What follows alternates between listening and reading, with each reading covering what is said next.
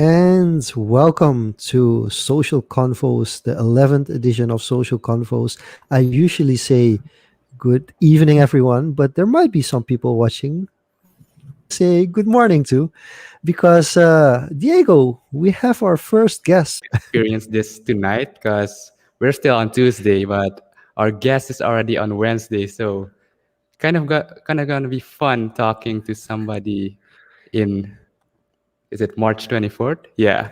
Yeah, So March our guest 24th. is all the way in Singapore right now, and it's early in the morning. So we hope we didn't wake him up too early. But we have Reuben Noronha. I hope I'm pronouncing that correctly. You'll correct me if I'm wrong, Reuben. But yeah, I met Reuben during the podcasting fellowship I'm in, and it was quite, when you meet somebody and you just click when you see them, how they interact online. And we were both in this like global hack weekend, global build weekend, like a hackathon spanning over 4 days. And we kind of were like both press as podcasters, but we also decided to join some teams. And I was like, they invited us up as moderators as well, so I volunteered as a moderator. But then the funny thing, when it came to Ruben, he was also in that Zoom call, and they called him up, and I loved the way how he handled it because his team kind of, as he said, it fizzled away. But he was so lighthearted and so positive in the way he explained it that everyone like enjoyed the talk, and it was a really fun conversation in that like casual but also um, fun setting as how things go wrong in a hackathon, and you got an idea but you can't even start. And I think that's also gonna expand on the topic we're gonna explore further on today on, it's kind of like startups in that sense, going from 0 to 1 and building that out. So without further ado, Ruben, I want to bring you up and welcome you to Social Combos. Hope you also got a hot beverage with you because we keep it casual here. Thanks a ton, guys. Super excited to be here. Yes, it is 8 a.m. in the morning here in Singapore. So I'm technically in the future. Yeah, actually, we have some people in the comment section that are mentioning it. He's in the future, and also so shout out to Gregory for already giving a heads up on the audio and the video quality. So Ruben sing and for most Surinamese people, yeah, we've seen Crazy Rich Asians, so we kind of know that's references to what Singapore looks like. But for those of us who've never been to that part of the world, what should people know about Singapore that you feel like I'm really attracted to this for the moment that I'm living here? Yeah, that's such a wide question, but I think Singapore is so for people who don't know, Singapore is a small little island state, city state in the south of Malaysia, in Asia. They call it sort of the gateway to Asia. It is one of the most developed cities in this part of the world. And I think what's fascinating with Singapore is if you look at the history, Singapore is actually what they call a third world country just about 60 years ago. And a very short period of time, which is I think less than 60 or 65, they've gone from like third world, which is literally marshlands, to one of the biggest like metropolitans and the most forward-looking metropolitans out there. Um, and I think what's interesting about the city and why I really like things is two things. I think number one, it's such a multicultural place. That is, like if you think of the average Singaporean, right, it's a mix between somebody who comes from Chinese ethnicity, somebody who comes from Malay ethnicity. There's a big like community of Indian ethnic people here, so it's very diverse, and that sort of fuels into the culture, fuels into the language, fuels into the food. The food here is fantastic. But also from a pure business point of view, it's a great place to be running and operating a business. Setting up a business literally takes maybe a day. Setting up a bank account takes a day. Tax rates are probably, will not be as low as the Middle East, but they're very, very low as compared to the rest of the region. And it's just a great place. It just is a place which just works so well. Um, and yeah, I think those are some of the things which sort of attracted me to come to Singapore and why I love living here. I was at dinner the other day, and I was literally having dinner with 8 people, because that's the rule now in Singapore. More than 8 people can't meet. But each of them was from a different country, and I was like, wow, like, where do I get that? Like, yeah, I get that on ODP and on deck, but like, how, like, where else could you potentially get that? So yeah, I think Singapore is just a fantastic place. You had so many smart people in the city, and sort of very, very like forward and future looking. Cool. So, but you're originally from like the south of India, right?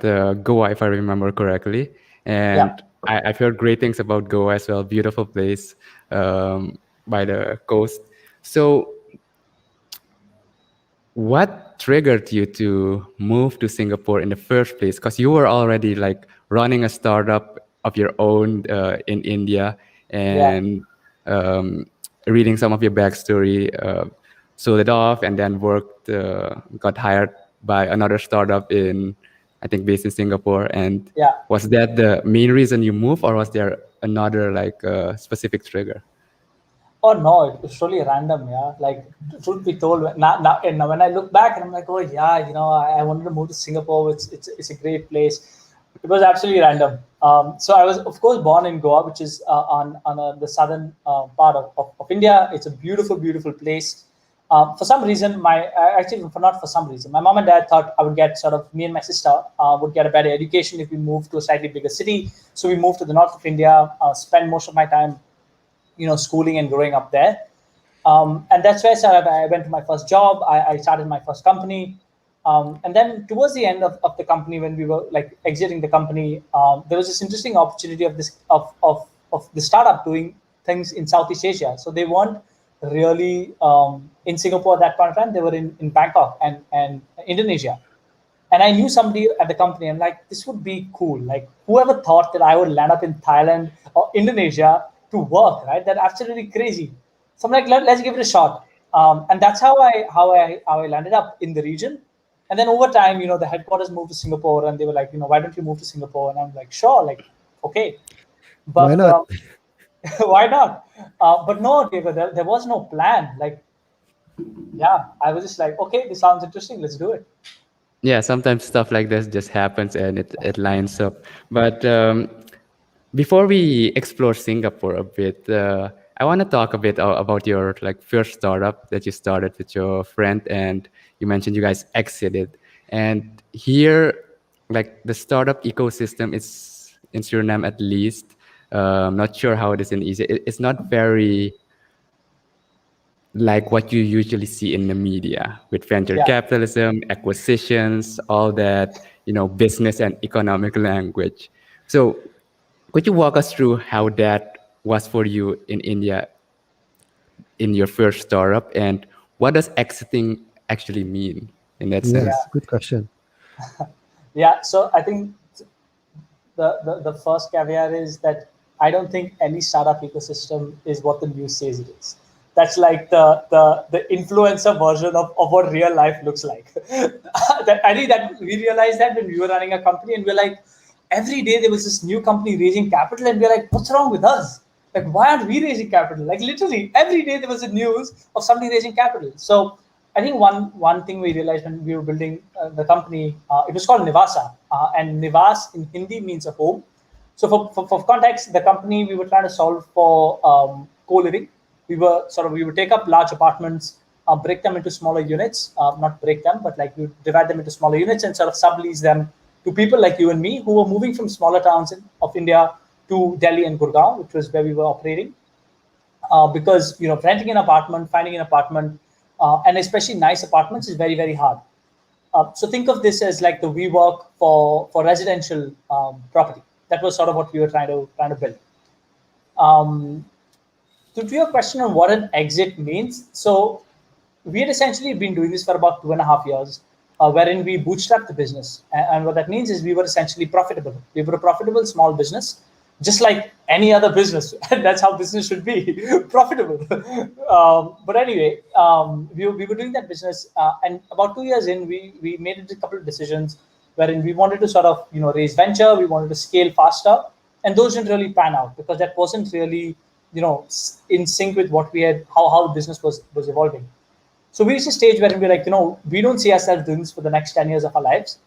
And like there was a lot of other things wherein we were like quite burnt out as founders. So we decided that, hey, we need to stop. We can't be operating this business with all of our with that 100% commitment. So there was another company and a competitor of ours in the space. And for us, literally an exit was we went and spoke to them, be like, hey, this is what we have. Do you guys want to buy this? This is what our liabilities are. These are what our assets are. This is what customers we have. This is what we have. Do you want to buy? And it was as simple as that. They were like, yeah, sure, we'll buy it. We negotiated on how the assets would transfer, and that was it. This is a very, very simple, like most exits are nowhere close to this. There's a lot of like diligence which goes in. There's a lot of like conversations which go on. But at an early stage, actually, it's not very hard. It's just, hey, I have something you want. Do you want it? Can we agree on a price? And that's it.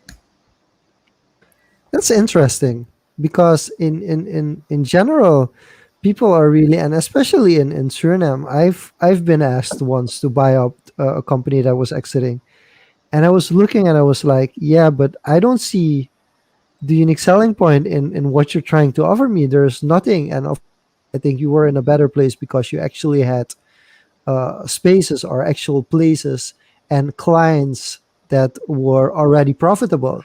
And I think Yeah. that's a misunderstanding when people talk about an exit or selling off the company. Is you do have to have a profitable company in order for people to be interested. So it's interesting to hear you talk about like why are we not getting the venture capital? Why are they getting? But did you get funding or did you have to do everything from scratch and build up enough that you had enough capital to pay out the salaries and enough capital to invest? Yeah, so we did not raise venture capital. And basically, me and Lewis was my co-founder. We bootstrapped everything, so we put our savings into it. Now, what's interesting is the business we landed up in, and in retrospect, we had actually landed up in a pretty good business, right? Because like we were profitable, and all the money we were actually earning was going back to scale the business. And to give you context where the money was going, we were essentially acquiring properties. So we would work with real estate agents who would help us acquire new properties, and that was a fee we would pay.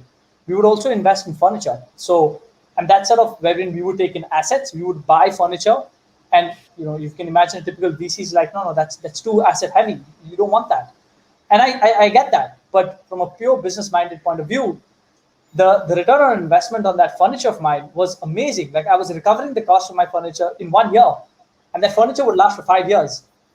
That's five times, like that's I think 100x better than maybe putting my money in a fixed deposit. And so those were things what we were saying. But yeah, I think at the end of the day, what we also learned is business is like, yes, it is about profitability, but it's also about growth. How fast can you scale? Is this a scalable solution? And I think I see value in that. But also, really think about cash flow, because you might be a profitable business, but if you have bad cash flow, and I've seen this in more traditional businesses, yeah, cash is king, and that's what sort of kills businesses eventually. You run out of cash. Speaking of cash flow, and especially you guys going into hard assets in that sense, and I get what you were saying that in investors they usually look it's like kind of a risky choice going in hard assets because you're not sure when you're getting that money back. I recently had a conversation like this on cash flow. So um, in particular, you guys were operating in the bigger cities, and I assume this is just an assumption that in India, like many other, uh, I guess, not first world countries, usually people go from the rural areas to the city, and Yeah. this was basically the gap that you guys saw. Yes. So in that sense, weren't there any other like traditional or just other platforms like your startup in these big cities? Because I imagine India with having a billion population, that there should be others thinking of these similar things. Or is it just that there's so much demand that it doesn't matter how many others there are? Yeah, it was the latter earlier though. We were not the only company in the space. In fact, one of the the first companies who entered in real estate were, and I'm sure you have, I don't know if you have to have it there, was property listing, wherein owners or property agents would come and list these are the properties available. And there would people be like, hey, I'm interested in that property, I'm interested in that property. What we were sort of doing was, in my opinion, was version two of that same business. So think of Craigslist, right? You have the listing websites already there, but now there was sort of like an Airbnb kind of opportunity, wherein just listing wasn't enough. People had to find good apartments. People had to have a good experience when moving into that apartment. You have to realize that in India, and this was an interesting stat we came across, that the real estate yields, which is, if you think about the rent you make on your apartment, how many years does it take for you to recover the cost of your apartment, is one of the lowest in the world. And what that means is that people, again, fact check me if I'm wrong, but it's pretty low. But what that means is that people don't actually care about rental income per se. Like if I'm a landlord, I only care about the appreciation I'm getting on my property. So what my mindset as a landlord is, I'm going to get a house, I'm going to pop it in 5 years, and I just need to keep it going. I don't really care about making it a nice place. I don't really care if the taps are breaking and the house is dirty. I don't care. I want to get this property, and in 5 years, I'm going to flip it for maybe like 40%, 50%, sometimes three times, four times the price. And that's sort of the phase what happened in India from I think about 2002, 2003, all the way to 2010, 2012, which is sometime where we started the company. We'd seen this massive increase in real estate because India as an economy was growing. There used to be apartment complexes which got sold out before even the first brick was laid. It was that crazy. So It's in just an that, investment. it was just an investment, right? And in that context, when you look at the actual house, they were pretty shit. Like people don't care about it. Landlords don't care about it. So we were like, you know what? People are ready to pay slightly more to take their effort, or to get a good product. And that was a clear arbitrage for us. We would essentially go to our landlords and be like, hey, we're going to make a nice, we're going to manage your property. Property management is not really a thing, that popular thing in India. Also, another interesting fact is real estate agents is one of the most unorganized industry in India. So, like in Singapore, every real estate agent is registered. Well, in India, I would say 99% of the real estate agents just are real estate agents because they have nothing else to do. It's the easiest way to like hustle your way. So it's a very unorganized and disorganized market. So yeah, we would tell landlords that, hey, we will manage your property. We're a professional property management service. And we would tell renters that, hey, if you rent through us, yeah, you pay slightly more, but you get this great experience. Our processes are digital. You can pay digitally. You can sign your leases digitally, la, la, la, la. So yeah, we were not the first company, but you could sort of see these wave of these, version two companies in what I would say, sort of trying to create a better experience for people like you and me, who were not satisfied with just the listing experience. Diego, I want to jump into this because translate business, because if I get it correctly, the business was getting people that making it easier and cheaper for people to rent a space in a big city. Now let's translate that to Suriname. And from our perspective, Ruben, you have to imagine that Surinamese students who go study abroad, Yeah, they want their own space. So yeah, if you ask any Surinamese student who ever studied abroad, they always wanted they didn't always get it because you don't always have the luxury, but they yeah, want their own kitchen and they want yeah, their own bathroom. I think the yeah, is kitchen it's not nice, but Surinamese students, they want their own bathroom. They're very yeah, particular about not sharing that. yeah. So was there a similar experience in India, and how did they overcome that? Yeah, 100%. Like everybody wants their own bathroom, right? Most people Mhm. probably don't want their own kitchen. because you just like I think with this generation, and I'm whatever late 20s, we've forgotten how to cook. So we just order everything, right? So they don't really care that much about the kitchen, but they want their own bathroom. Um, so how we solve this? So what's interesting is in the way a lot of apartments were built in the ones we would take on. Usually there was a 1-to-1 ratio for the number of bedrooms to number of bathrooms. So if there were 4 bedrooms, there were usually 4 bathrooms. Maybe there might be three Oh, bathrooms. Yeah. The challenge was that there were some bedrooms where the bathrooms were attached, and that was the trick. If you had a bathroom attached to your bedroom, that was a premium.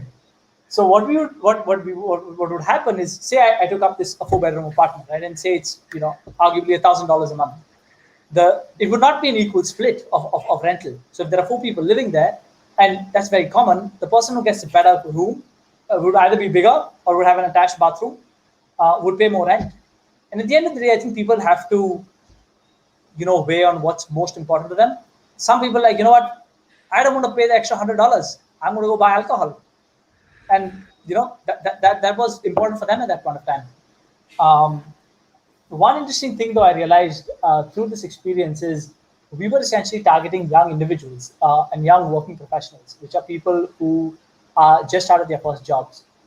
But through the experience, and since you mentioned students, I feel students is a more exciting market for one simple reason, right? The person who pays the money and the person who gets the service are two different people. When you're a yeah. student, usually mom and dad are paying for the bills, and they're okay. It's like, hey, like Diego, you got to go at a place which locks up at 9 p.m. and I'm absolutely fine with that.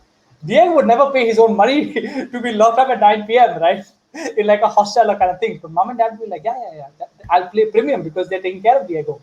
And essentially, especially in India, with at least a lot of women, right? These hostels and paying guests are very very strict. But to your point, yeah, like everybody wouldn't get the attached bathroom, but then if you wanted it, you would pay higher. But sometimes people wouldn't. Sometimes people prioritize things like going out, buying stuff. They're like, yeah, we can live with, we can live with. So it's an economic decision. It's an economic decision. Correct. Yeah. Cool. Yeah, I didn't have issues when I was abroad, but I think that just speaks on how culturally, but also how you've been brought up.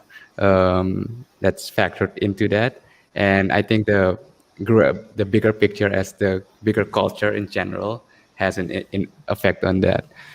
So shifting from, I guess, your the startup in the real estate industry deciding like this is not something we want to do for the next 10 years, kind of being burnt out, and you guys bootstrapped it from scratch. So you talked about enjoying this process from getting started to 0 to 1.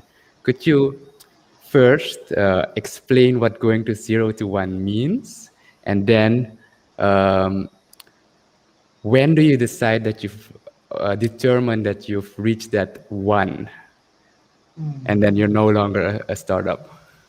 Yeah. Oh man, when do you teach one? I don't know. So let me answer the first part. So all of us have ideas, right? I think as humans, we're very very creative beings. We're constantly thinking about stuff, and more often than not, most people have great ideas. But I think a lot of people, and I would say majority of them, just get stuck at the idea, right? You have an idea, and you, for whatever reason, right, you don't have the initiative, you don't have the confidence, or you just don't know how to go from, how do you take this in your mind to actually make it real.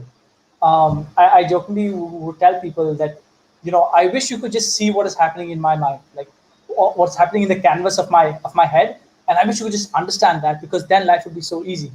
But literally translating all of that into the first piece of reality, taking it from what's happening in this castles in the clouds to actually a physical thing you can feel and touch, is what I would call 0 to 1. It's when you can of course see it, but when people other than you can see it, that, oh yeah, like now that makes sense. Now I understand what you were saying, right? And of course, you can compensate that by being an absolute fantastic, orator and people who speak, right? I think, politicians, People in the government are very good at sort of converting what they see in their mind, or at least give people the perception of that, so that people can be like, oh yes, yes, I believe that. But yeah, like taking that from an idea to something in reality is what I would call 0 to 1.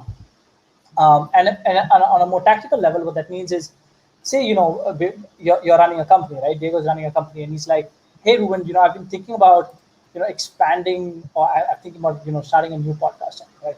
It's an idea and lala. Taking that, and I won't say all the way to like, wow, Diego, here's a successful podcast channel. No, but taking that to the first, piece of, okay, wow, I can see this. Okay, it's happening. This is good. I would say that is the 0 to 1 phase. So for us, for example, getting our first apartment or getting our first 2 apartments when we were doing Nivasa was a 0 to 1 phase. But then we go from nothing to now we have something. And if you think of the delta, if you measure how much percentage change you've done from 0 to 1, it's infinite. But you go from 1 to 2, it's 100%. But from 0 to 1, it's infinite. So that's the part I enjoy the most. I love bringing things which are sort of dancing in my mind to reality. When does it stop at 1?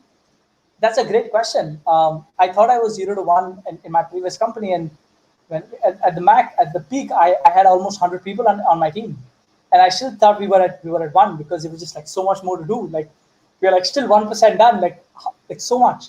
So I don't know. I don't know. I think the way I would say it is when you have something real and it's like more than one person believes that this is a thing. Like, okay, I can see where this is going, and maybe they're ready to like, give you their money, give you their time.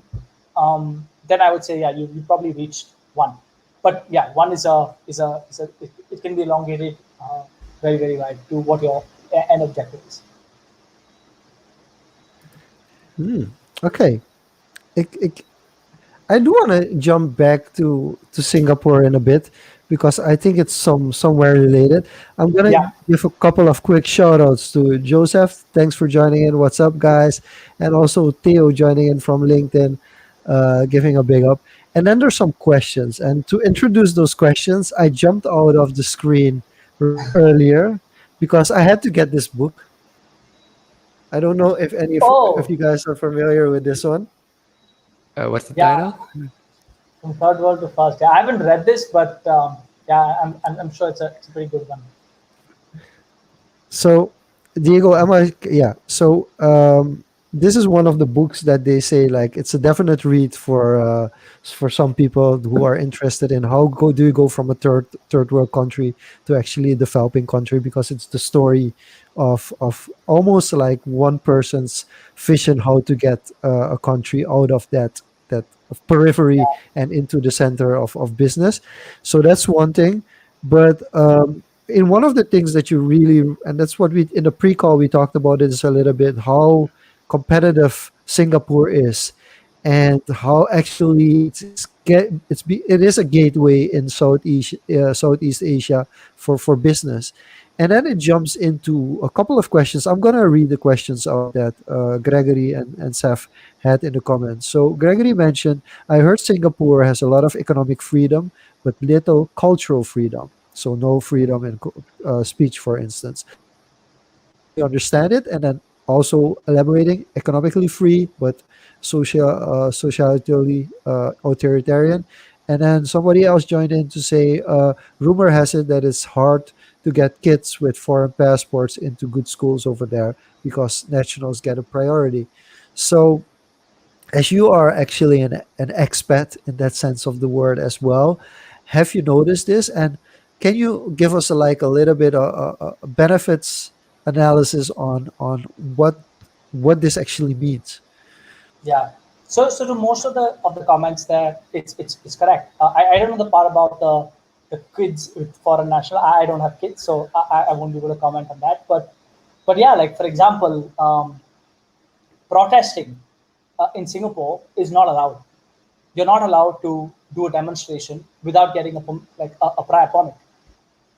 So yeah, you're right. I think if seen from an international lens, you could argue that Singaporean is a bit more authoritarian. Singapore's a bit less culture diverse. But I feel like at least my perspective to this is, and I come from India, right, which is as diverse as it gets, guys. Like you travel 3 hours and the people don't understand the same language. It's as diverse as it gets. And I've seen the challenges India is facing. It's a beautiful country. It's a very, very promising country. But when it comes to actually managing and ruling that country, it's hard.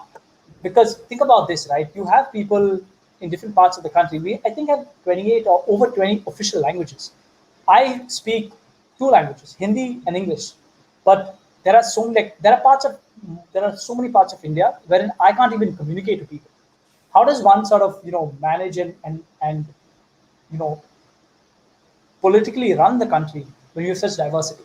From a tourism, from a food, from a culture perspective, fantastic. But when it actually comes down to running the country, it's very hard. So I think Singapore and I'm sure the book talks about this and how Mr. Lee Kuan Yew used to think about it is, we are going to set some very, very strong rules, and you don't want to break these rules. Within these rules, you have freedom to do stuff, but you do not break these rules.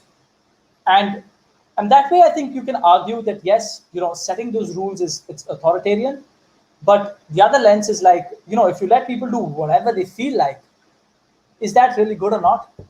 I don't know. I think it's a debate which is still panning out. The way Singapore's managed to control COVID is an example, right? You could not have done this if you were not a very authoritarian country. And for the last 10 days, we've not had a single community case. We've not had a single case of COVID. And I think the last death for COVID was maybe like 3 or 4 months ago. And again, probably COVID's not a great example, but it's a recent example. You look at countries like India and the US. Yes, they are bigger countries, but they're struggling to manage it. So I think the broader question is how much of like authoritarian is enough. You have India and say the United States on one hand, which is like absolutely free, and the last 5 years both have shown this movement towards far right, and then you have Singapore. It's like, what, we're going to control racial harmony. For example, here there are no interracial like fights. People don't, like, Muslims don't kill Christians. And yeah, they're very strict about it. They, like, recently there was news about, there was this person who was planning to attack a mosque, and they were planning to attack Christians. And there's this law called the ISD, I think, which has come a lot of criticism in the 70s and the 80s, because government would use that to sort of manage internal turmoil. It would use it against political opponents. But today they use it to sort of pick up potential terror attacks, right? And you don't have that stuff here. There is no racial violence. There are no racial clashes. And the government says, like, that's our job. We have to set these rules up, and that's what you get. So again, I think at a macro, it probably will take us another 50, 60 more years to really see if this model works or not.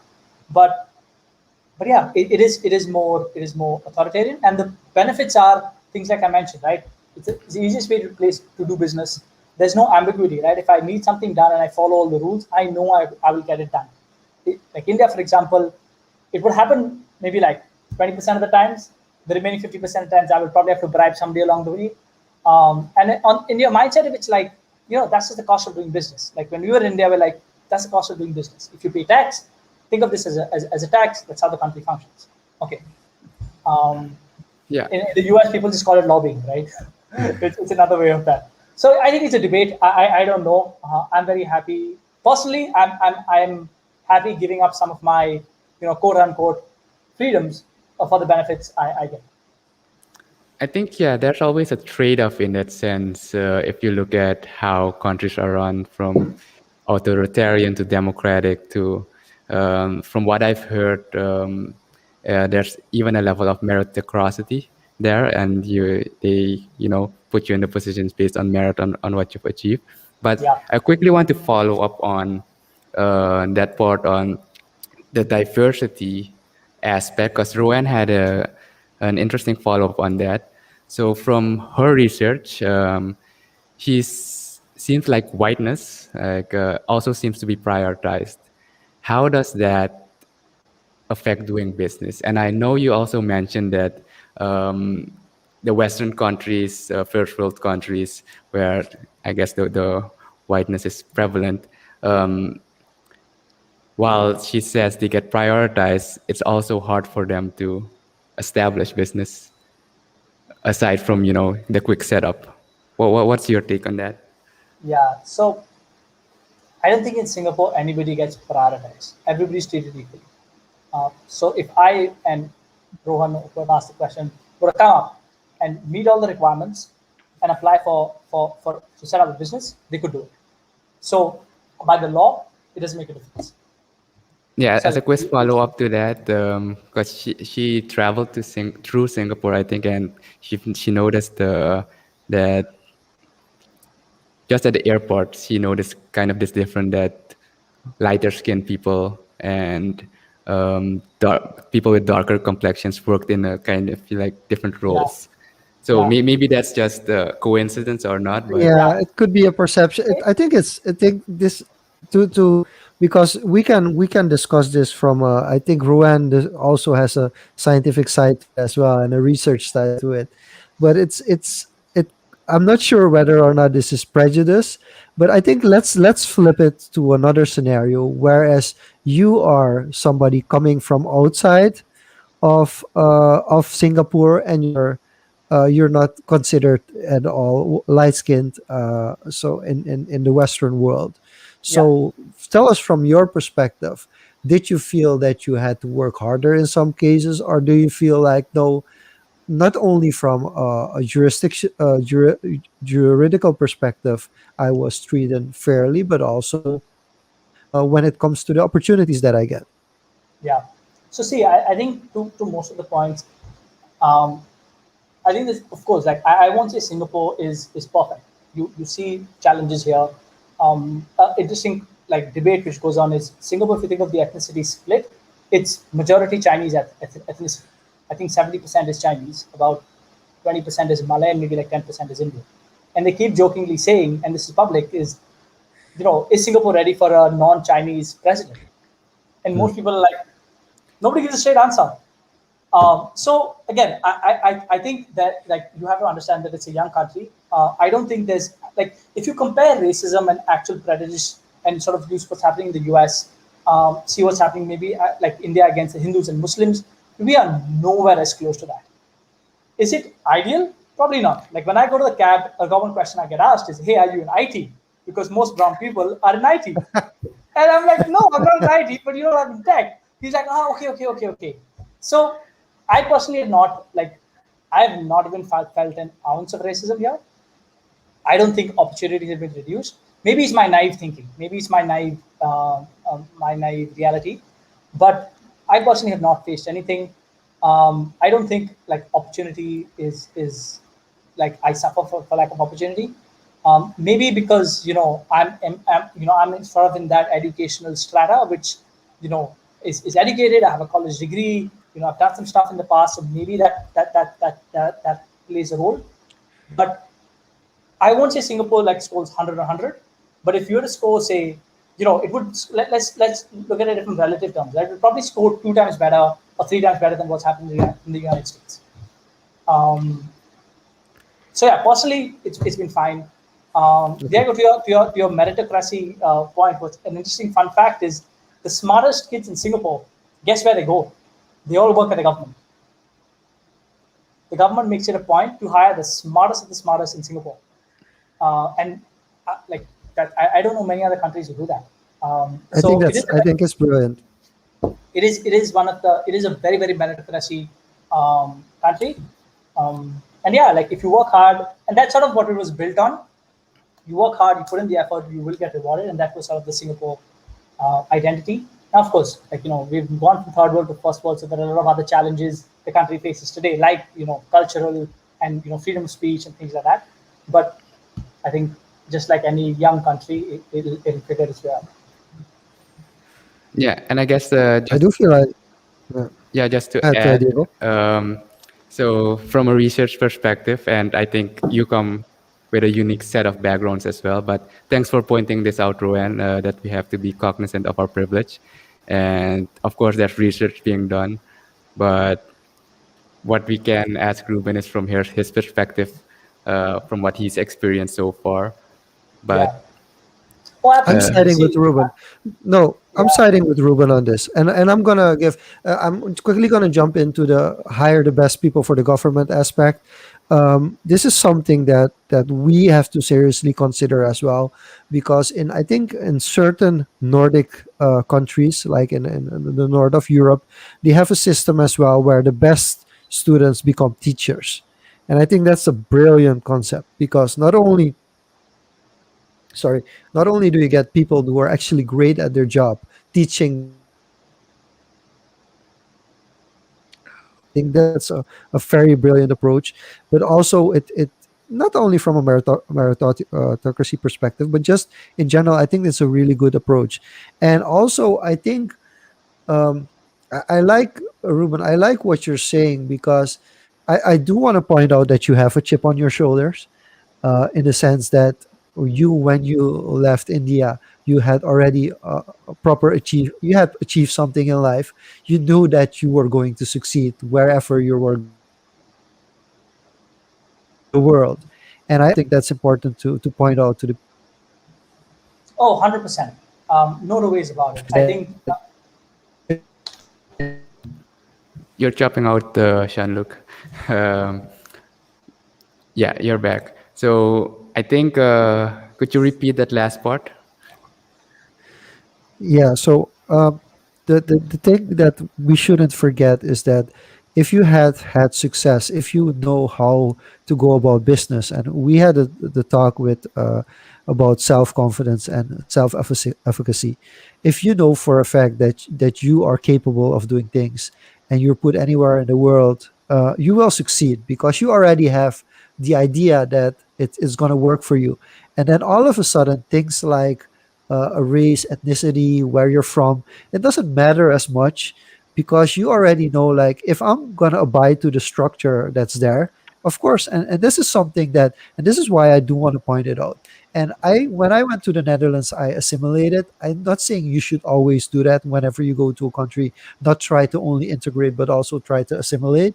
But for me, it was easier that way because then I knew that decisions weren't being made because of my ethnicity or where I'm from.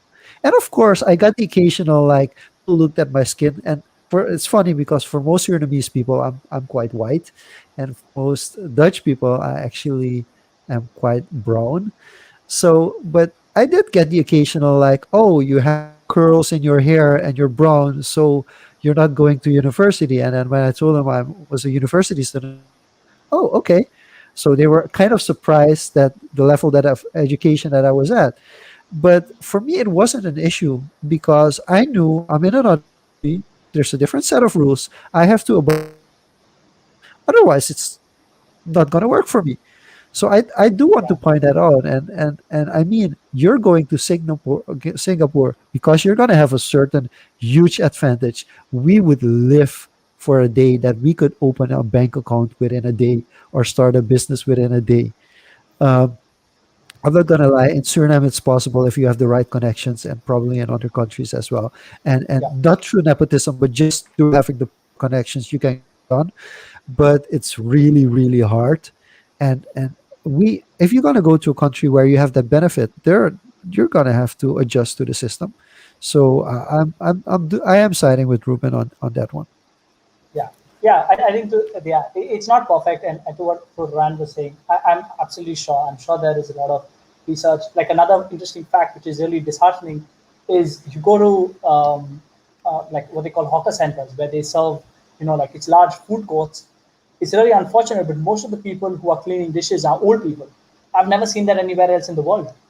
But it is a reality here because Singapore went from like a third world country where these people were younger to a first world country where prices are like you would get stuff like for you would get an entire meal for let's say $1, but now that's expensive, and they've not managed savings and things like that. So yeah, I'm nowhere saying that it's perfect, but yeah, I think what Jean-Luc was saying is it is a trade-off. There are some benefits. I know the value of if you follow the rules and you get what you were promised, is so important because in India, for example, most of the time that doesn't happen. There's a who do you know Yeah. in between, which actually gets you from input to output. So yeah, I think I'm nowhere discounted that I of course come from privilege. I had the opportunity to land up here. Right? A lot of people don't have the opportunity to land up here. Um, but at the same time, I think I'm very aware of the opportunities I've been given, and I want to make sure that I make most of it. So Cool. And I think that's a perfect segue to, um, let's say, yeah, to shift towards the opportunities, and I guess especially in a business sense, because we mentioned before, starting a business takes a day or two. If you have all your papers, opening a bank account, you can have that within a few hours, and credit card in check, whatever you need. You just need $1 to basically a startup capital, as they say. So let's explore this a bit more on from the business aspect. You've moved there to work for the startup as well, and can you walk us through first how it was from having your own startup to working in another startup, and then we'll go from that. yeah, I was very nervous. You have all of this stuff around be your own boss, and once you're your own boss, you can't work for somebody else. And personally, it was like complete bullshit. Like there were just like things which were blocking me. So yeah, like going to this new space, the things I absolutely loved is I moved to a company which had raised a fair amount of capital at that point of time. So I just felt I had so much more resources at my hands to be able to do the things I really wanted to do. 5 months earlier or 6 months earlier, me and my co-founder were literally arguing about do we spend this $10 or not. And I think from a mindset point of view, that's super important. But and that sort of drilled that frugality in my mind of how to behave with how to just operate. But I was not spending my mental bandwidth on such decisions anymore. Or at least I was like, okay, we want to do this. Money can help us do this better. So I think that was one big change and a positive change, wherein I suddenly felt I had access to a lot of more resources. So every unit of energy I was putting in was giving me a larger unit of output and outcome as a result. So that was, I think, one of the biggest like positive things from shifting from running my own company to working at the startup. Of course, you couldn't do everything your way, but yeah, I think that was something I missed a little bit. But Would you say it's like going from 1 to 100 in that sense, that you kind of left the 0 to 1 phase and moved on to 1 to 100 at Oh, another startup? absolutely. Absolutely. So when I joined this new company, my entire job was to set up a new business vertical for them. So it was almost similar that they had this idea, they wanted to go from 0 to 1, and that's sort of what I spent the first maybe couple of months doing. But then, it went actually from 1 to 100, wherein we actually built that business out. We hired teams. I then started up new businesses within the company. So yeah, like it was 0 to 1 at the start, and that's sort of probably why they hired me. But eventually, I had to move to a very different mindset, which was a scaling mindset, wherein we were growing the business, different set of problems, different set of challenges, and hiring people and all of that. So it was very exciting. Like the amount of stuff I learned in those 2.5 years, I would not in my wildest dreams imagine that I could have learned that. Like if anybody told me, Ruben, this is where you're going to be in 2.5 years, I'd be like, you know, chuck it. You're bullshitting me. That's no way possible. Welcome back, Jean-luc. I saw you popped out Yeah, for a bit. changed the headphones. There was some connectivity issue, so I was wondering if we were gonna make the switch back to entrepreneurship as well. But here's the thing that have you discussed the comments of Tefan already? Because I see that Tefan jumped in and he wants to dynamic shift the whole dynamic of the conversation. We'll get to that in a minute, Devin. And not sure if you can see this, but let me quickly address one thing quickly. So to Roanne's point, she says she wants you to know that she's not in any way trying to discredit your experience, and that's fair enough. And Appreciate it. we, No, I love it. we Yeah. encourage Don't worry. discussion, so we're Yeah. trying to keep it casual as well. And Um, Ruan, really don't worry about it. We it's a casual conversation, so we were not taking anything personal at all. Don't worry Not about at it. all, not at all. I Yeah. really appreciate you mentioning those points because Yeah. what you're saying is true. It's not wrong. But no, I really Yeah. appreciate that comment. Thanks a ton, Yeah. man.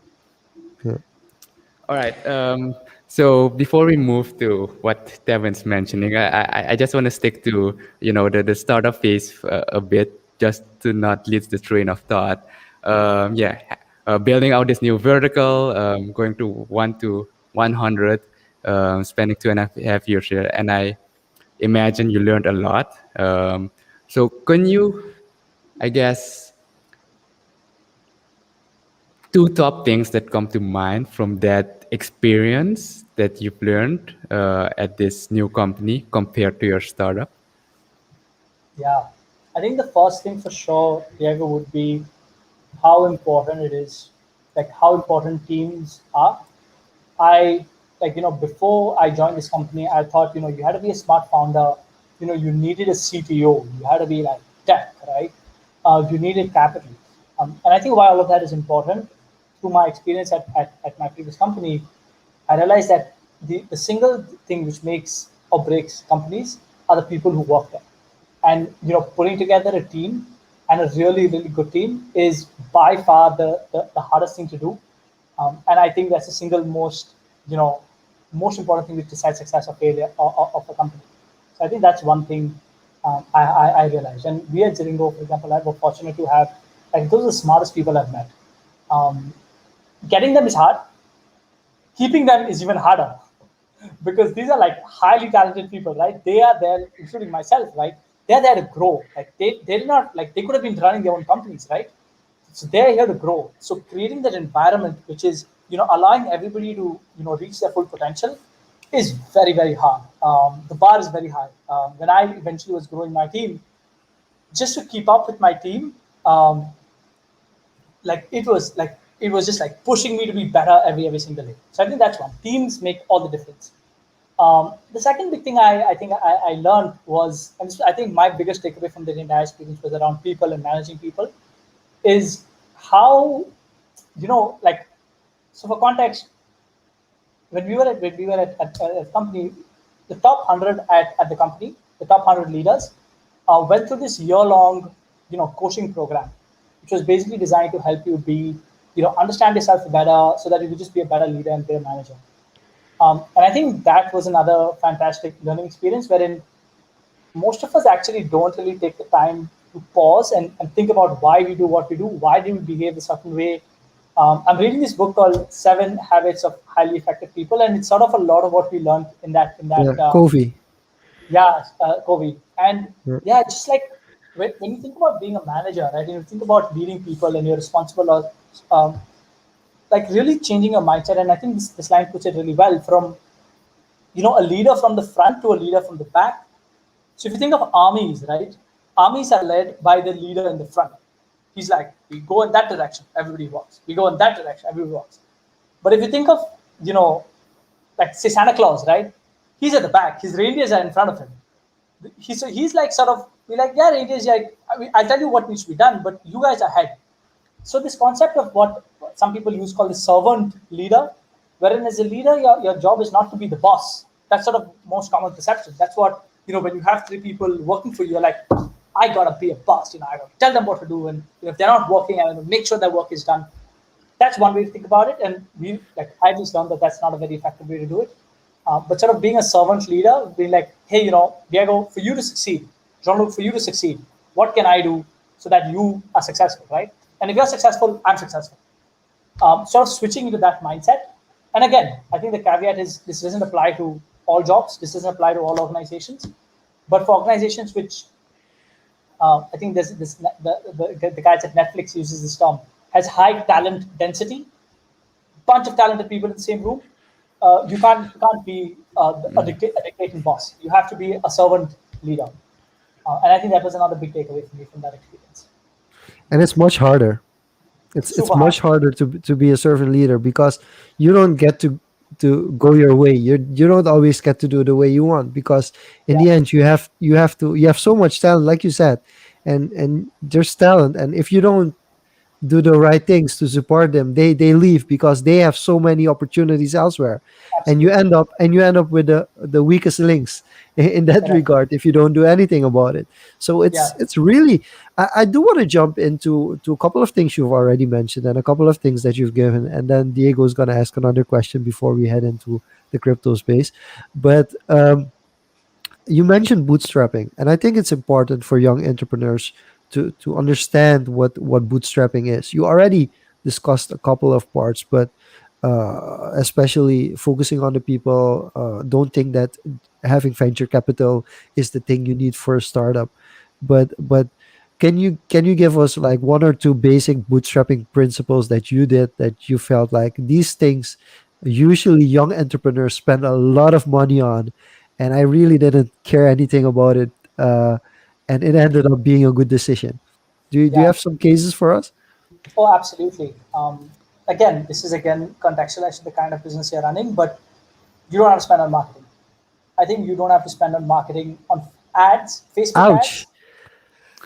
ads. Just kidding, just kidding. Like Yeah. So for your context, Jean-luc runs some social media marketing agency. I'll tell you when No, you no, need to no. spend Go on ahead, marketing. go ahead. Just tell the If you're story. Just tell the story. if you're an early stage company and you want to get your first 100 users, you're burning your money by spending on Facebook ads. You're burning your money and spending on Instagram. Like start a podcast. You will probably get 100 people who are interested in what you're doing, and you will get the right 100 people. You will get the 100 people who care about what you're doing, and at some point will be like, hey, I want to pay you money for what you're doing. You're not going to get that using ads. So that's one.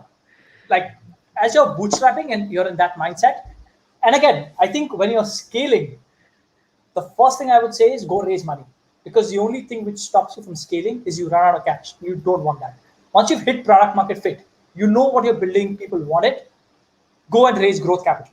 And there, then you hire teams, you sort of make sure that everybody knows what you're doing. But for your first 100 users, even for your first 1,000 users, if people are not recommending each other, if people are like, I don't want to spend 5 minutes of my time listening to Jean-Luc, then they're not going to pay you the money. And that's the only way to figure out if you've created value or not. Are people parting with money? Are they giving you their money or not? If they're not giving you the money, you're kidding yourself that you're creating value. You're not creating value. And again, I'm not saying that you need to do this all the time, but as you're on the journey of figuring out product market fit, have you figured out what you want to be doing? I think it's important. So that's one.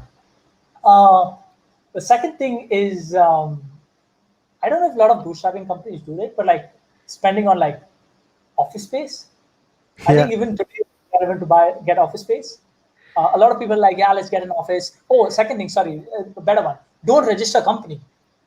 You don't need to register a RAM company to start doing what you're doing.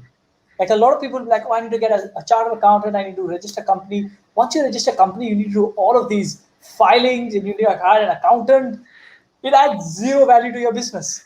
It's just like it's a burden. So unless you are getting in some cash, and there's a risk that the tax authority comes out and be like, hello, what are you doing? Unless you're at that stage, don't like waste time and money setting up a company and things like that.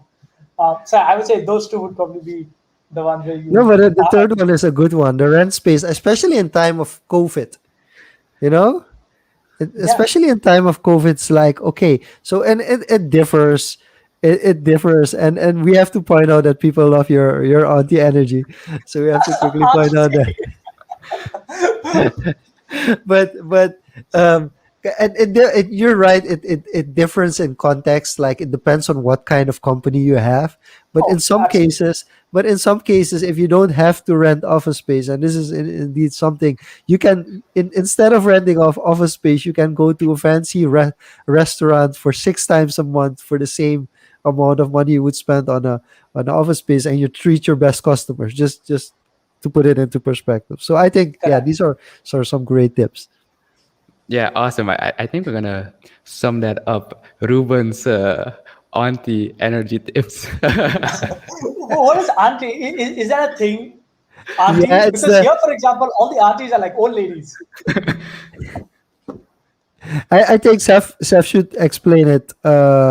It's, yeah, unfortunately we can't have the people that comment explain it in the show, but I think it's a Surinamese I'll take saying. I'll It's take a the compliment. Surinamese saying for a Hindi auntie, I guess, but a Ah, got it, got really, it, got it. but really from a, it's from a positive perspective. Yeah, So it's good. I'll take any compliment. Any energy is plus. you're Yeah. getting the love. And maybe Safira writes that out. So, Sorry, but sorry, sorry, Diego. Before I go on, since you yeah, mentioned love, you know what this is? yeah, I do. Okay, I never knew this. This is such an Asian thing. These are hearts. These are Yeah, like, people that should like two hands. Oh man, so lame. Let's just do it in one hand. So yeah, yeah. hearts, man. I've seen that. I think K-pop popularized Yeah, that. yeah, yeah. Yeah. K-pop. But just to go full circle on this part on the startup, you mentioned before like things that people your two biggest learnings and three tips that people um, don't can basically ignore at the early stages. Yeah, But for you, going back to the company you were at, you mentioned servant leadership, trying to get the best out of all these talented individuals in your team who are all there to grow themselves. And in that sense, you are also one of these individuals, even though you have that more leading managing role to grow yeah, yourself as well within the company. So, and as you said, they once they've reached that plateau to a certain degree, they leave, and you as a manager got to decide, it's is it best for the company or not. So, at what point did you feel that you were ready to move on, and how did that, affect, or how did that go with the management or the managing team? yeah, yeah. It was super hard decision, man. Like because like I used to work like directly under the CEO of the company. So I had a large team. There was lots to do at the company. Of course, the pandemic wasn't easy on the company. We were in the fashion business, so fashion got really hit. Like think about when's the last time you bought any clothes, right? So the industry was hit pretty bad. But I think for me, at a more macro, it was always going in the back of my head. Even when I came down to the company, it was quite random. Like this was never a company that I hadn't even heard about it. Like maybe 3 months, 4 months before I actually applied to them. Like I knew there was a friend who was doing something there, but they were selling clothes. Like, and if people who know me from maybe back in university, even before that, they're like people still ask me, fashion? What are you doing in a fashion company? My favorite brand is Uniqlo. I only wear like these color tees. So yeah, like it like me coming down to this company also was just for the experience, and I knew this was like a stepping stone for me. I had so much more to learn, and I had to sort of, I knew that I would eventually go back and try and start my own thing. And I think with the pandemic, um, and I don't know how counterintuitive it is anymore, but with the world slowing down, I felt this was the best time to start something because, and if I had the luxury of saying that I can probably manage survive for the 1 year, 1.5 year, right? I have that much amount of savings. The mindset of saving money never left me after my first company. I'm like, irrespective of how much money I make, I'm going to save this money because I want to buy myself runway when I start my next company. I just felt that it was the right time for me to do it, and I think the pandemic was a reason that most people, like, it was a counterintuitive thing to do, of leave a job and start a company in the middle of the pandemic. Um, so so yeah, it was a very hard decision because it was comfortable. But I think that too was also sort of playing in the back of my mind is, I've read about, again, it's part of our coaching stuff around, if you're getting too comfortable in a spot, It's time to it's go. it's, it's, it's every time to go. And coming to terms with that is so hard. You're like, people are like, are you crazy? Like, why would you do this? Like, of course, people are telling you, but you yourself, when you look at yourself in the mirror in the bathroom, you're like, why? Like, there are days today I'm like, why did you do that? Like, I don't understand. So, but no, I think you follow the principles that when you're sort of getting too comfortable, you need to sort of push yourself out. They say magic happens outside your comfort zone. So yeah, I think for all of those reasons, I decided that it was time for me to get out of my comfort zone, try something new. And yeah, it was super hard. Like my team was like, oh, like everybody understood why I wanted to do it. They knew me as a person and they knew this was gonna happen at some point or the other. Mm. But yeah, like transitioning out was hard. The good thing is I had a fantastic team, so I was not worried about the business getting affected because I knew the guys who were heading these businesses were like the best in class, and like they were actually better than me at running the business, which is why they were running the business. Like I wasn't as good. That's the one reason I hired them, right? They say A's hires A's and B's hire C's. So all of these guys were A plus. So I was like, the business is going to be fine, but for me, this is something I need to do next. So yeah, it was bittersweet. I knew I was sort of moving on to my next phase of my life, but closing that and moving away from it, it's never easy. It was super sad. Diego, I think I have a proposal because we already hit the hour mark, and I know Oh there's a lot damn! we want to talk about.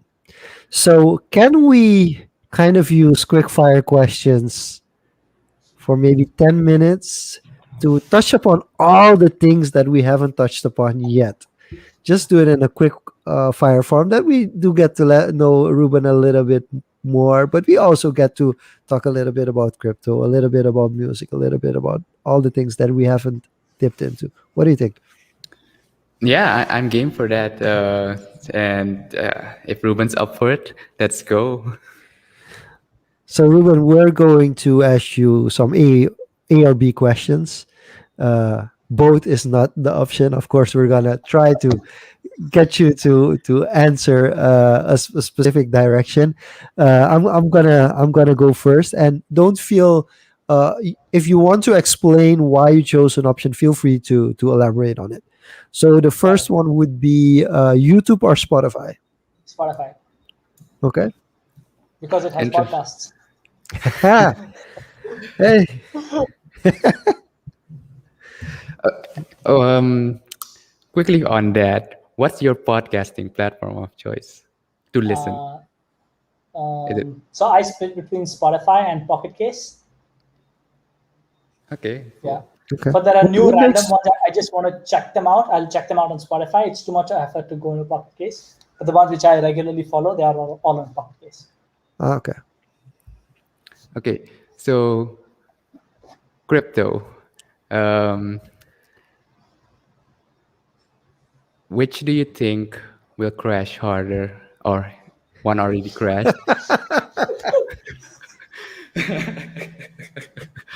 No, no, not a specific crypto, but we're kind of in a bull run again. So we had the Yes. ICO run in 2017, and that's around the time from our previous conversation you got into crypto Yeah. space as well.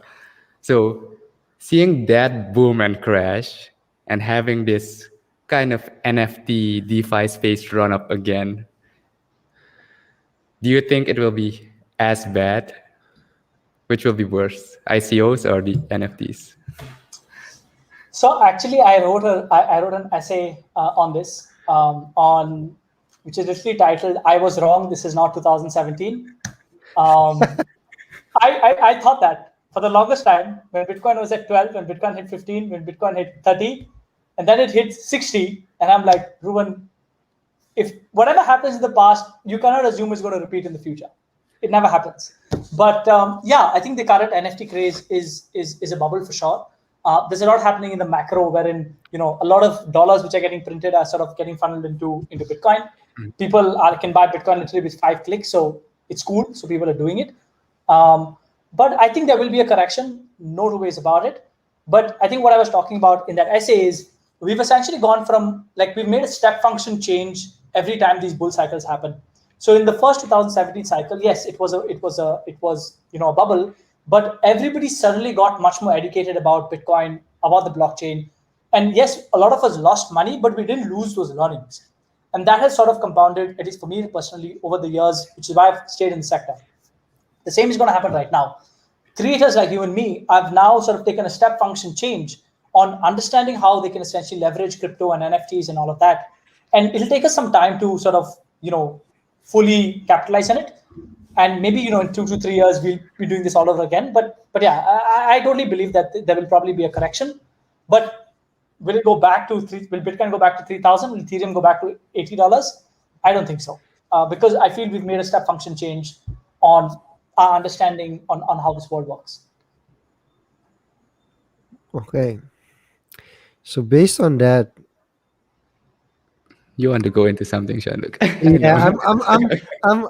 I'm thinking of whether we should stay mainstream or really go deep dive. But I think we should go mainstream.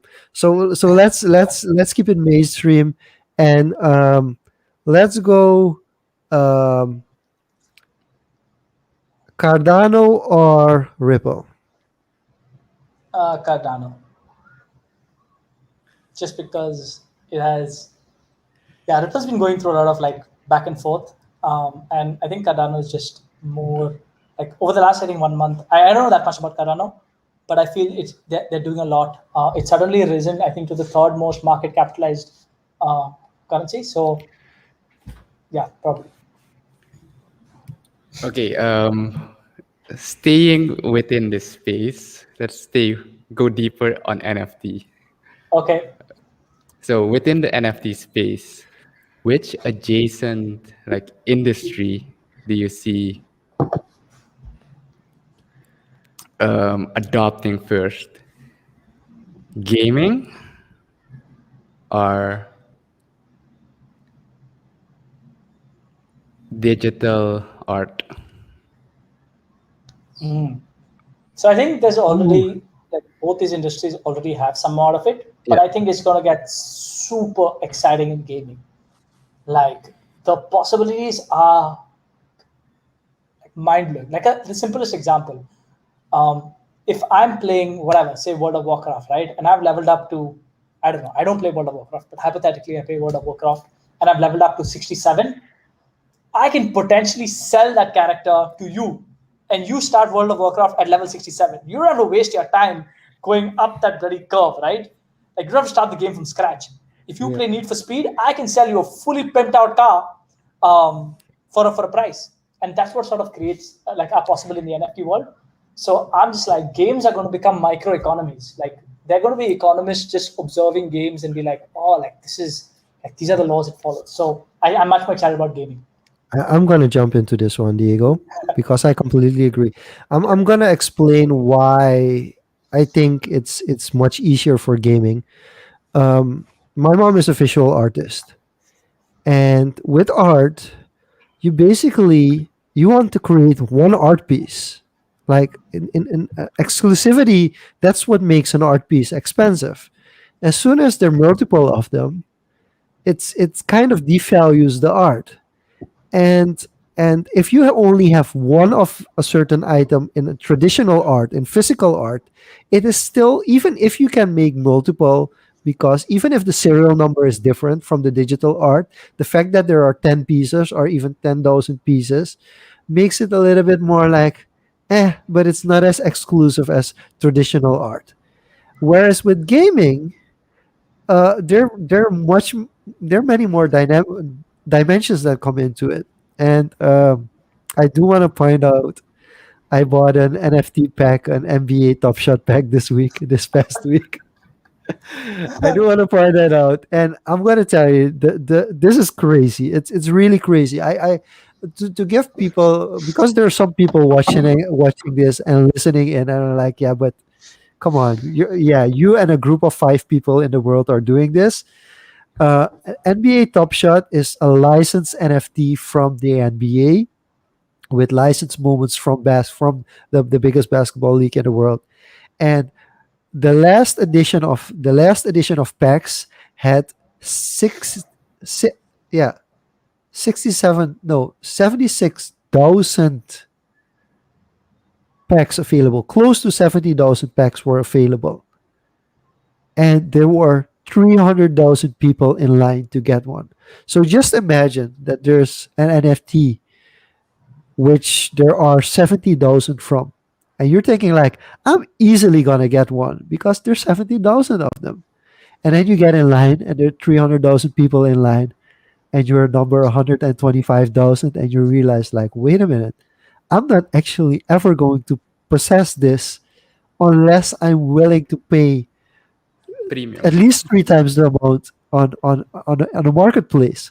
So these are really, and I didn't understand this until it happened, to become aware, like, wait a minute, for certain NFTs and for certain markets, the NBA, there are millions of fans all over the world. So, and that makes it kind of hard for NFT art, because you do want the kind of the exclusivity, to say, like, I know the artist, I personally know the artist. So I think in gaming it's much easier, and I think gaming is a little bit further as well. Yeah, I So think art has yeah, a lot of promise too. yeah, But you're right. I think there's an interesting concept called in this podcast somebody mentioned is the adoption of digital art actually depends on how the artist thinks about it, because the yeah, artist understands scarcity. They will be careful on how much NFTs they release, because if the it's like the chicken and the golden egg, right? If you're yeah, like, okay, one golden egg a day, fine. But if you start getting greedy and be like, okay, I'm going to release like 500 art pieces today, and you like, whatever, like the analogy of killing the golden egg, then boom, then there's nothing. So if artists understand scarcity, I think they will survive and thrive in the NFT world. If they think, wow, this is a good way for me to make multiple copies and make a quick buck, I think they might not, win the long game. yeah, Yeah, and in that sense, it comes down to community, I think. Again, to Yeah, community, that those 100 true engaged followers. absolutely. And I think uh, mentioning the art space, Beeple is a prime example of that. Yeah. yeah. Um, Mentioned in the for comments as well, I guess. yeah, so Guess where for people lives? Singapore. I'm trying to find the guy. He's somewhere around in the city. A fun fact: Vitalik lives in Singapore. Apparently, that's what I've heard. I've not seen him, Okay. but I've yeah, heard. so for those of you who are listening are kind of lost in the conversation now, since we're mentioning Oh, random names and letters here. So let me give some quick context. So NFTs are basically born out of the blockchain space, and it's application of blockchain. And the recent craze has been on, digital artists selling artworks. Jean-Luc mentioned the NBA Top Shot. Why would someone buy like a 15-second clip of a moment in history that you can just watch on YouTube for free? And that's kind of blowing up right now. Coming back to the art example, people, we've mentioned community and why people would buy something like that. Beeple is actually an artist I've been following for a few years now. And he's why I started following is when I heard about his story was he's been dishing out a digital creation from scratch every day for the past 13 years without missing a day. Whew. And that kind of built him like this cult following. He's worked for the biggest brands in the world as well, and still push out his own personal artworks just to get one bit better. And this resonated with like a lot of people, I think. And when he found out about NFTs and dished out his first, practice NFT, that blew up. That blew up. It was ridiculous. He dropped a set for $1 each. I don't know how many there were, but people bought those up, and they resold it for $90,000 a piece. So if you think no one's gonna buy it, this community that you've built actually is going to engage. And now he's actually, using it to fund causes like climate change, doing fundraising like that, because he's already made it. And I you, you, think he you, sold last week the most expensive artwork for a living artist. I think I'm not sure if it's in the top 10, but somewhere up there for 69 million equivalent US dollars for a digital piece. yeah, it's crazy. You guys, in fact, should ask the audience, like, if theoretically Diego and Jean-Luc could sell their very first podcast, would you want to own that? Like, you would actually be the owner Wow. of it. Everybody can listen. It's like the Mona Lisa, right? You can go to the museum and see the Mona Lisa, but you don't own the Mona Lisa. But if you could, like, everybody could listen to their first podcast, but if you could own it, would you want to own that? And I don't know how much Whoa, you pay for it, but would you want to own that? Like, I think somebody in the community might want to own that. whoa. I was in that space because Stefan was looking at me like saying like I was in my head was going around.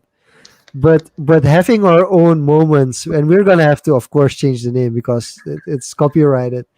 But having indeed social confos like NFTs of social confos, I mean, that's just a brilliant idea. I think we're gonna have to give you at least 3% of every sale, Ruben, for bringing that up. But I think, yeah, I think we're definitely heading into that direction, and I think people are gonna slowly wake up and understand what's going on. It's gonna take at least 10 years because before this is mainstream, and people will understand about like, wait a minute, these people became, and we're not talking specifically about us, but people of our generation, even younger, that will become are already becoming millionaires because they understood the space and how technology works, and they were in front. So, and that brings me to my last question because we're way over time here, and I know we really want to thank you that you're doing this for us. But um, how can we use this technology to bring people more together? Hmm. If you would be given the opportunity, saying like, okay, you're in Singapore, you're being put in a brain trust, or at least a mastermind group, to come up with a solution on how we can actually uh, bring people more together using cryptocurrency or using the blockchain. What best use case have you seen, or what creative concept do you have in mind that can actually, instead of separating two sides of the world even more, how can we bring them together? That's a very tough one. I think I would like maybe try to use that technology to recreate our social networks. I feel social networks, Facebook, Instagram, they were started to bring people together, sort of know what everybody's up to. But I think where they've reached right now um, is is very far from what they hope to start with. I, for example, I'm hardly on Facebook. I don't post on Instagram because it's like it does more harm to me, in my opinion, than good. But I think the two core reasons why that happened is these businesses were essentially built on taking our data and selling it to advertisers, and that was the fundamental business model. And I feel what blockchain allows is a switch to that business. You can essentially set up a decentralized, social platform, a social network, wherein each of us, owns our data. We're not selling it to advertisers, but we give up how much of data we want to, but we find a way to sort of keep in touch. We're getting the feed which we actually want to see and not somewhat an advertiser is pushing. Now, yes, we're not like the problem of people making life better than what it looks like still continues on social media, and I don't think that that's going to go away. But but yeah, I feel there's an opportunity to recreate how social networks work. Um, because right now it's on, like, to be honest, my social network is WhatsApp. It's my groups on WhatsApp. That's how I keep up with people, and it's very inefficient. So yeah, I would try to build a better social network, which does not compromise people's privacy, which does not compromise people's data, which is not incentivized by showing people advertising, which is not incentivized by maximizing the amount of time they spend on the app the entire day, but essentially solves the purpose of, hey, can you sort of check in with people with the least amount of time, which is totally anti-advertising business models. So yeah, if I had a choice, that's what I would do. Theo calls it open social protocol, backed by Yeah. blockchain, and everybody knows I'm gonna say that's Hive. But Diego, go ahead for the last question for tonight.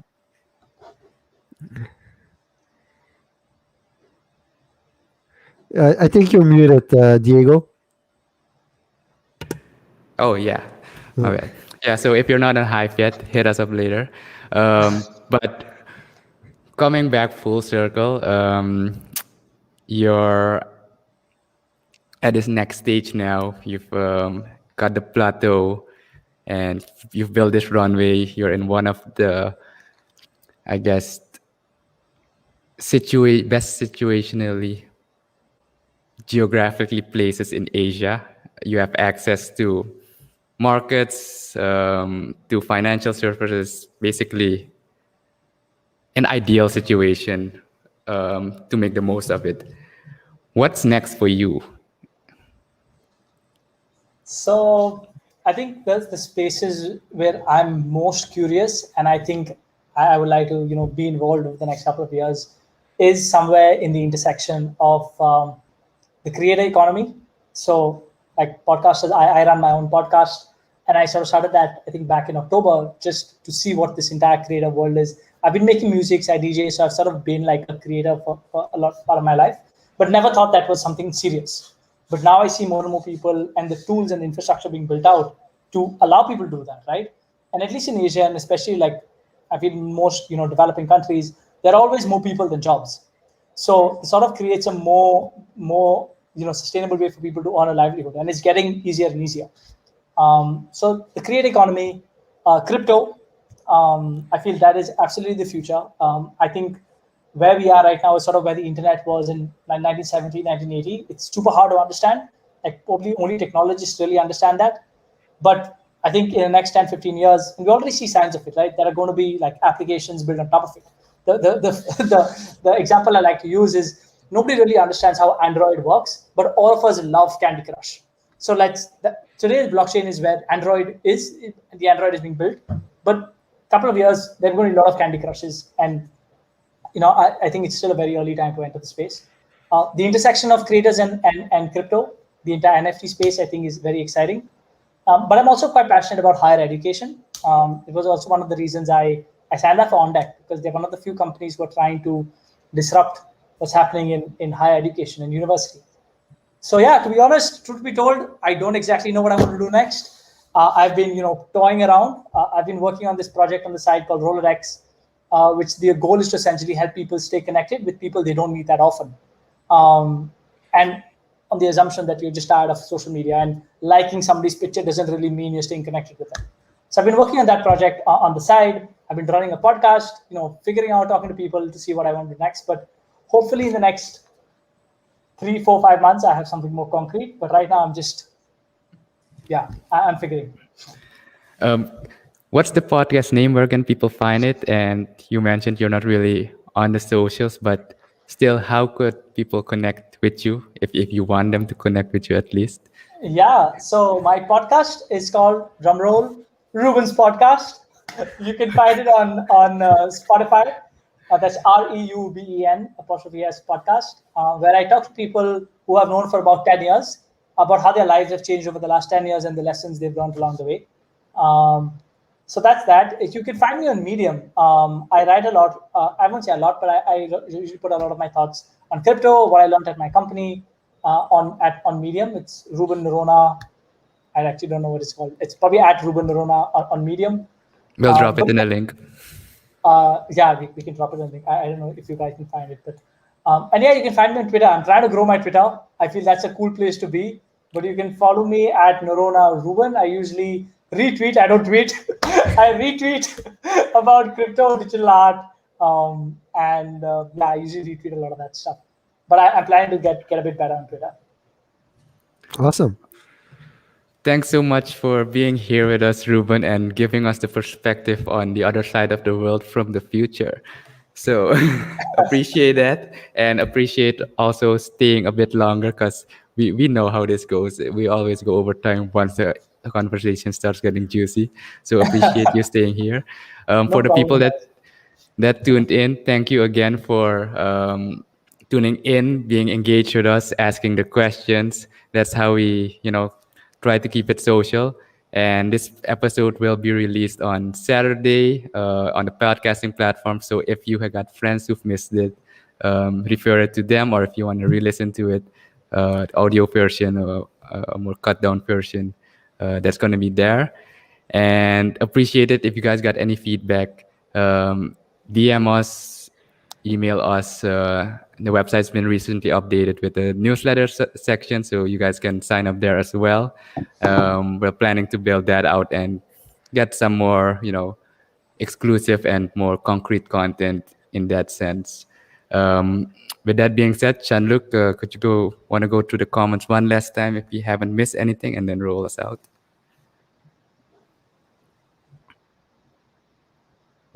I think Ron's being extra sweet to me now. blockchain.com. In all honesty, if and Devin says what we talked about today. What we talked about today. If you're really interested in social media and you're interested in blockchain, you have to check out Hive. Hive turned 1 year old this past week. They were announced today as the winner of the most innovative blockchain product. So really check it out. Some other comments. Thank you, Ruben. It was awesome energy. It was another great show. Thank you for Stephanie also for joining in. And good to see actually the LinkedIn top comments jumping in as well, because we like to know if that platform is also being viewed, which we just got acknowledged for. Hey, this was Social Confoes for tonight. We had a blast. Thank you so much. Thank you, Ruben. Thank you, Diego. And thank you for all of you watching, commenting. We'll be back next Tuesday at 9 o'clock Surinamese time. See you guys and have a great week. Bye bye.